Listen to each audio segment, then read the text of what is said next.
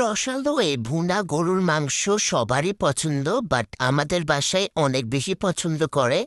তো যেটা হচ্ছে কিনা এদিক দিয়ে শারমিন হচ্ছে বলতেছে কিছু টুকরা কোরবানির ছিল, ওখান থেকে নিয়ে একটু ভুনা মাংস খেতে ইচ্ছা করতেছে।